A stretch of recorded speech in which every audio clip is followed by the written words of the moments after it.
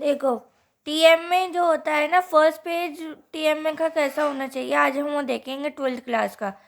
पहला होता है एनरोलमेंट नंबर होना चाहिए, नेम, कोई सा आपका नाम होना चाहिए, कोर्स, सेकेंडरी, अगर आप 12th में हो तो सेकेंडरी, सीनियर सेकेंडरी डालेंगे, अगर आप 10th में हो तो सेकेंडरी डालेना।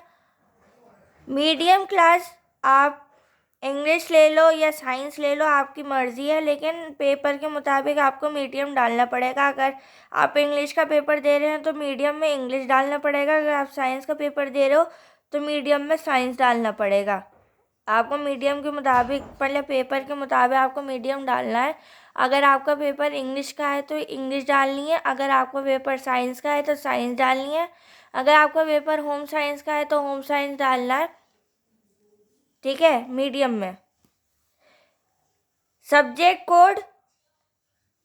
कोड का मतलब होता है कि सब्जेक्ट के मुताबिक आपको कोड डालना है। अगर आप इंग्लिश का पेपर दे रहे हो तो 302 डालना है, अगर आप साइंस का दे रहे हो तो साइंस के कोड के मुताबिक आपको सब्जेक्ट कोड डालना पड़ेगा।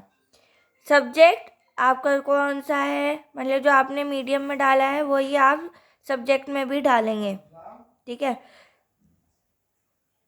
Study centre name, centre name का मतलब है कि आप कौन से स्कूल में पढ़ रहे हो, उसका सेंटर नेम आपको डालना पड़ेगा। अगर आप डीएवी में हो तो डीएवी डालना पड़ेगा, वो आपके मुताबिक डालना पड़ेगा। Study centre code, centre code का मतलब होता है कि आप सेंटर नेम जो आपने डाला है उसी का ही कोड डालना पड़ेगा, ये मतलब AI कोड, ठीक है। ठीक है।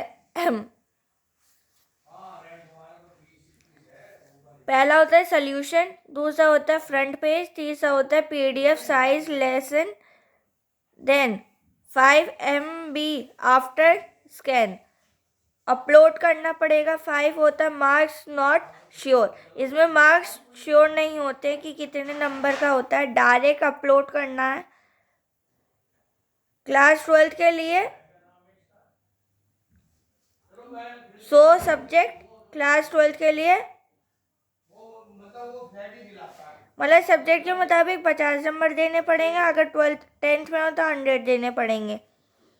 ये वो है कि आपको TMA का जो आप प्रैक्टिकल बनाते हो वो कैसे बनाना चाहिए, उसके मुताबिक ये मैंने आपको बताया, मतलब कैसे कैसे करना चाहिए। एनरोलमेंट डालना चाहिए, दूसरा नाम डालना चाहिए, कोर्स डालना चाहिए, medium, subject code, subject, study centre name, study centre code, ये डालना पड़ेगा आपको जब आप प्रैक्टिकल बना रहे हो, ठीक है। ये प्रैक्टिकल के लिए मैं आपको समझा रही थी कि प्रैक्टिकल कैसे बनाना चाहिए आपको, ठीक है।